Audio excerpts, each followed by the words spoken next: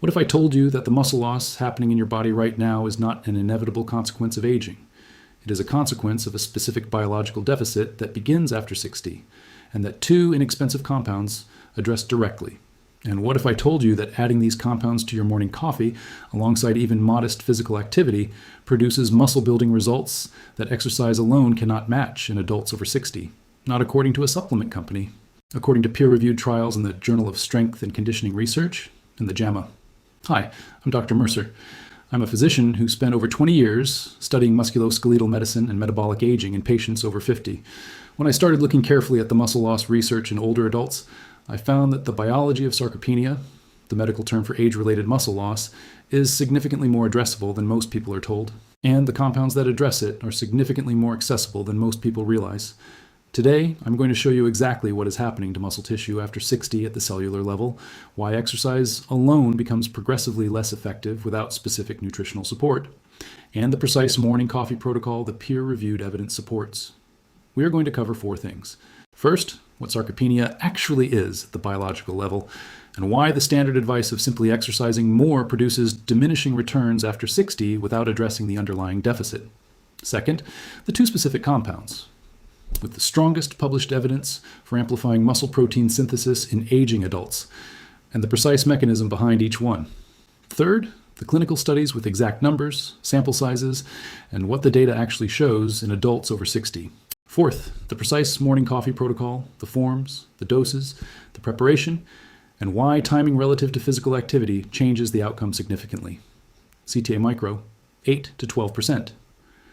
Before we go further, take 2 seconds and check that you're subscribed. I hear from people every week who watch several of these and were never subscribed. It costs nothing. Welcome to Forbidden Camping. This is where we open what the research your appointment never had time to cover. Now, let's start with what is actually happening to muscle tissue after 60, because understanding the mechanism is what makes the protocol make sense. Sarcopenia affects approximately 30% of adults over 60 and 70% of adults over 80. It is not simply losing muscle from inactivity. It is a specific biological process driven by four converging mechanisms. The first is declining anabolic signaling. Testosterone, growth hormone, and IGF-1 all decline significantly after 60. These are the primary hormones that signal muscle protein synthesis. The anabolic signal that tells muscle cells to build and repair is weaker than it was at 40. The second is anabolic resistance. Even when the anabolic signal is present, muscle cells in older adults become less responsive to it. The same hormonal signal that produces robust protein synthesis in a 30-year-old produces a blunted response in a 65-year-old. This is the defining feature of sarcopenic muscle biology. The machinery still exists. The response to the signal is impaired. The third is elevated protein breakdown. The balance between muscle protein synthesis and muscle protein breakdown shifts after 60. Breakdown accelerates while synthesis slows. The net result is progressive muscle loss even in active adults. The fourth is reduced satellite cell function. Satellite cells are the muscle-specific stem cells that repair and regenerate muscle fibers after damage. After 60, satellite cell activity declines significantly. Muscle damage from exercise repairs more slowly and less completely. This is why exercise alone produces diminishing returns after 60 without targeted nutritional support. The compounds in today's protocol address anabolic resistance and the synthesis to breakdown imbalance directly. They do not replace exercise. They make exercise significantly more effective, and they provide partial protection against muscle loss, even on days when exercise does not occur. CTA principle, 18 to 24%. Before I explain the compounds and the evidence, I want to mention two resources. The first is the Hidden Health Protocols, a complete system of 10 evidence-based health guides designed for adults over 40. The muscle preservation morning protocol from today's video with the exact dosing table, timing guide, and the exercise pairing that produces the best results. The real drivers behind sarcopenia, metabolic slowdown, hormonal decline, and physical resilience after 60. What most people only understand after their first significant fall or fracture, explained before it gets to that point. The second is the Advanced Longevity System, a deeper set of targeted health systems on the core biological drivers of aging. The complete musculoskeletal aging stack, how muscle mass connects to immune function, cancer prognosis, and metabolic health, and the biomarkers that measure muscle quality independently of how you feel. Both links are in the description and the pinned comment below. Now, the two compounds, and the specific peer-reviewed evidence behind each one. The first is creatine monohydrate. Creatine is one of the most studied compounds in sports nutrition research. Over 500 peer-reviewed studies and counting. But what most people understand about creatine comes from the bodybuilding context, not the aging biology context. The mechanism in older adults is different and more clinically significant than most people realize. Creatine is stored in muscle cells as phosphocreatine. Phosphocreatine is the immediate energy reserve that muscle cells draw on during the first 10 seconds of any intense effort. In young adults, muscle phosphocreatine stores are robust and replenish quickly after effort. After 60, multiple studies measuring phosphocreatine levels directly in aging muscle tissue show a significant decline. Aging muscle cells have less phosphocreatine available.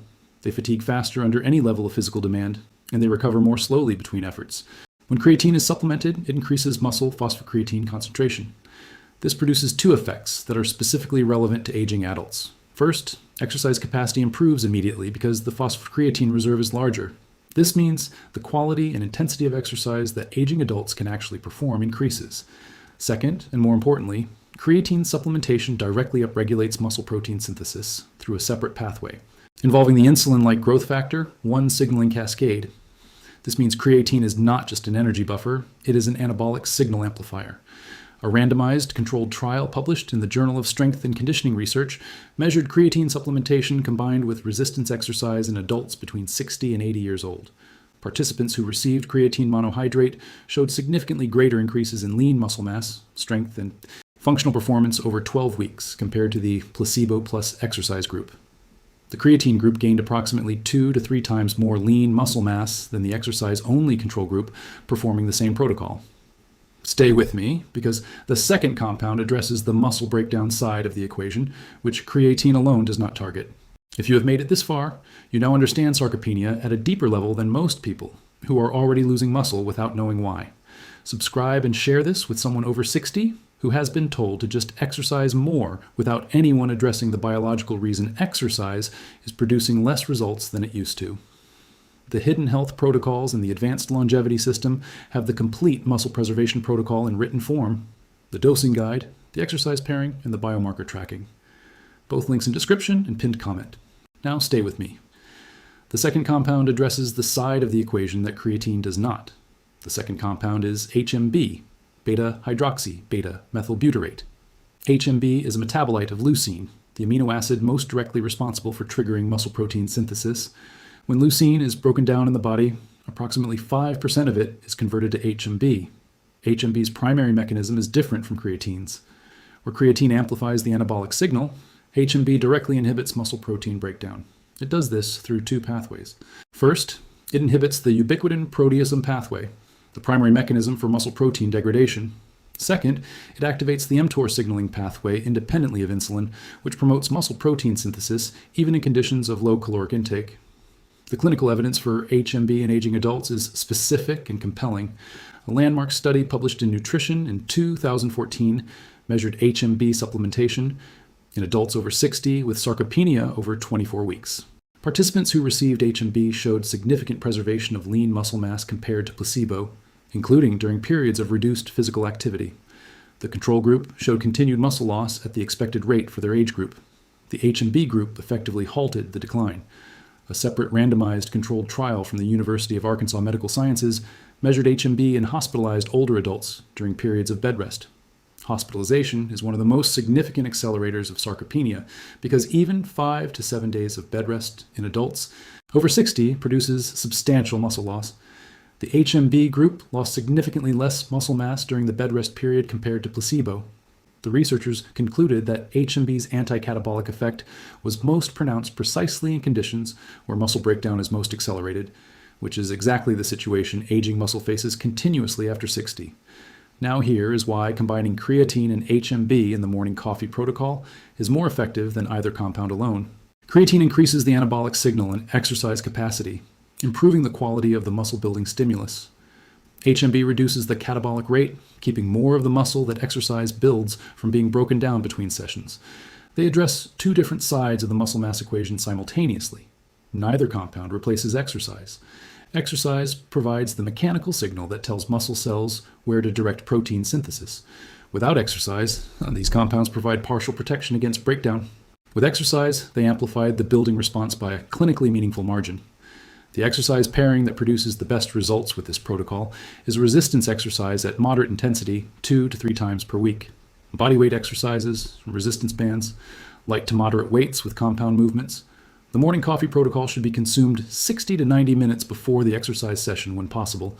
This ensures creatine phosphocreatine stores are elevated at the start of exercise, and HMB is available to modulate the post-exercise catabolic window.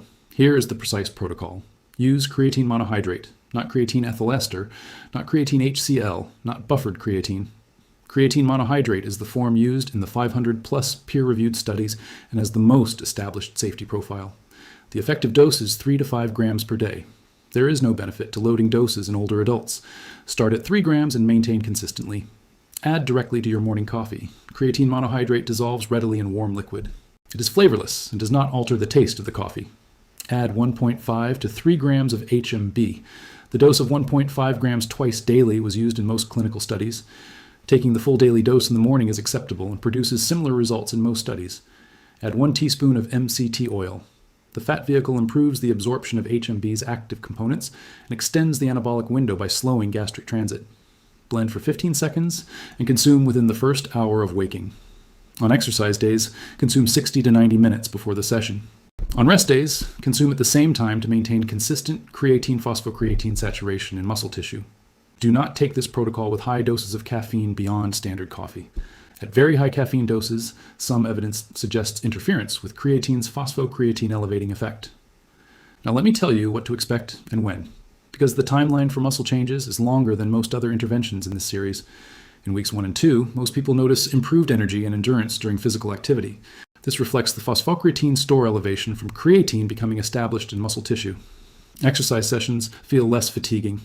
Recovery between sets improves. This is a direct creatine effect, and it appears early. In weeks 4 through 8, strength measures begin to improve in people who are exercising consistently. The combination of higher quality exercise sessions and reduced post-exercise catabolism from HMB produces measurable functional strength gains in this window. At 12 weeks, which is the endpoint of most well-designed creatine plus exercise trials in older adults, lean muscle mass gains are measurable by DEXA scan. The studies consistently show that the creatine plus exercise group gains approximately 2 to 3 times more lean muscle mass than the exercise-only group under the same protocol. Body weight may increase modestly in the first 2 weeks from creatine-induced water retention in muscle cells. This is not fat gain. It is intramuscular water associated with phosphocreatine storage. It typically stabilizes within 2 weeks, and the subsequent gains reflect genuine lean tissue. Safety notes. Creatine monohydrate has an outstanding safety profile established across decades of research in healthy adults. The concern about kidney damage from creatine is not supported by the clinical evidence in people with healthy kidney function. If you have chronic kidney disease or reduced kidney function, consult your physician before supplementing with creatine. HMB is similarly well tolerated. No significant adverse effects have been reported at standard doses in the clinical literature. If you take any medication that affects protein metabolism or anabolic hormones, consult your physician before adding HMB. See TA Fechamento, final 60 to 90 seconds. Look, sarcopenia is not a sentence. It is a biological process driven by mechanisms that are well understood and addressable through targeted nutrition. The muscle you are losing after 60 is not disappearing because of aging alone.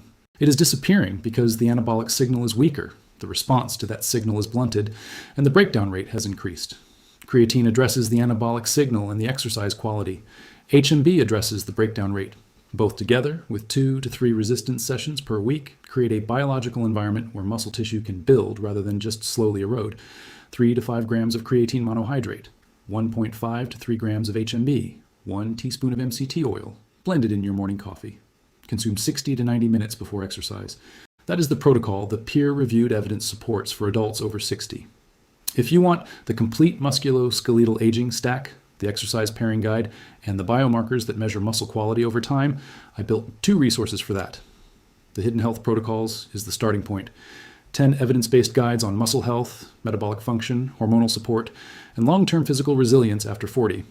The Advanced Longevity System goes further, the complete muscle preservation and biogenesis stack, and how muscle mass connects to immune function and longevity outcomes, the testing that measures lean tissue quality independently of the scale.